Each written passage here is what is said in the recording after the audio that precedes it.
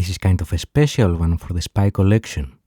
I'm Anastasios, and on that day, June 24th, 5 years ago, is when the spy collection opened up to the world through this YouTube channel. To celebrate this special occasion, we have our very first challenge coin, and already gave a few of them to some people. But back to our today's artifact, we have a very simple pin, but we'll do something that this channel doesn't normally do. We'll share a personal, funny spy story associated with it. First, the artifact.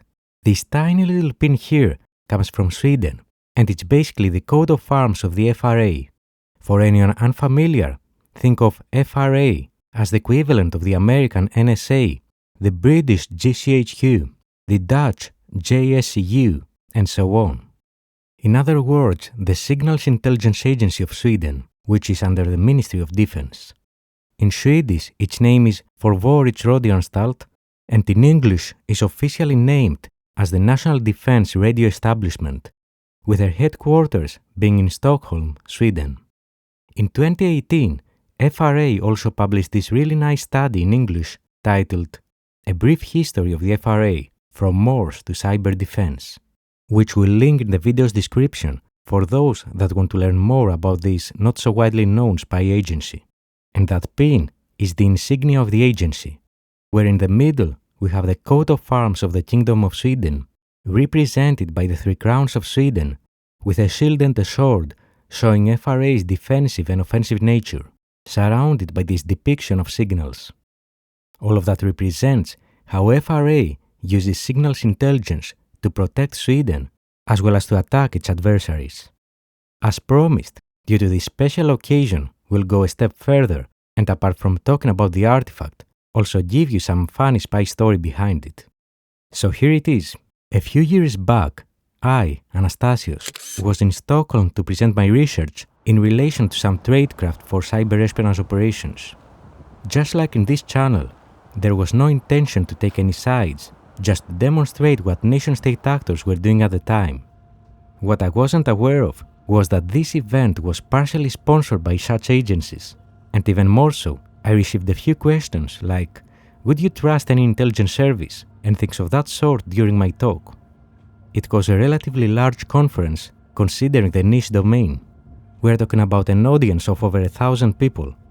My response was along the lines of, none of our personal privacy or security matters when you compare it to national security interests. If an intel service is working on things such as how to maintain sovereignty, territorial integrity, expand the nation-state's influence, and so on, you can be absolutely certain that all our rights come second. That means that if a spy agency needs to take advantage of an individual, spy on their communications, silence them, or anything else to achieve those national goals, they'll do it. I'm not arguing, now or back then, whether this is good or bad. It was just to make the audience realize that how everyday people see the world, it's very different than how spies see the world, and both are fine. So in summary for the question whether you can trust any intel service, the short answer is no, for this exact reason.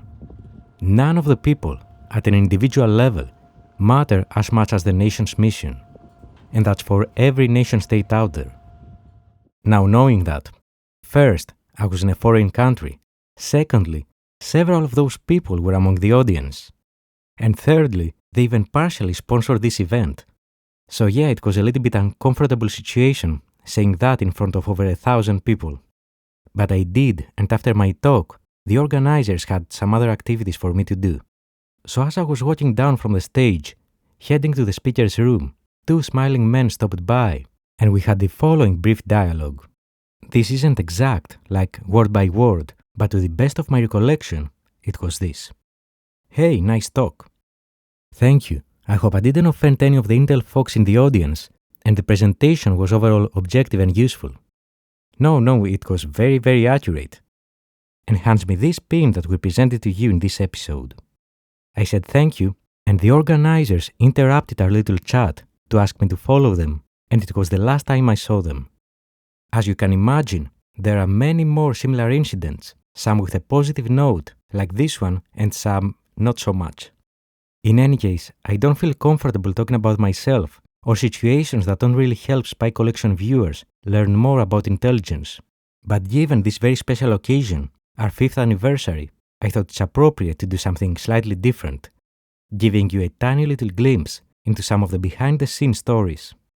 Also, just to be clear, I was never asked by the event organizers, FRA, or anyone else to censor, modify, or anything else in relation to my talk. And even that, in my opinion, indicates a positive interaction. So don't feel threatened to go to Sweden. Stockholm is one of my favorite cities, and cannot wait to visit it again, and I highly recommend it to everyone watching this too. And in case people wonder why I didn't share any more adventurous or shady spy story, it's simply because, first, I don't feel comfortable doing so. Secondly, that's already moving away from the Spy Collection's mission. And thirdly, our 5th anniversary is a positive milestone. Why paint it with a negative picture? That said, that's the FRA pin from a SIGINT agency that is not so widely known, but plays an important role in the region. And combined with this tiny little behind-the-scenes story, you hopefully understand that in the spy world, nothing is as it seems.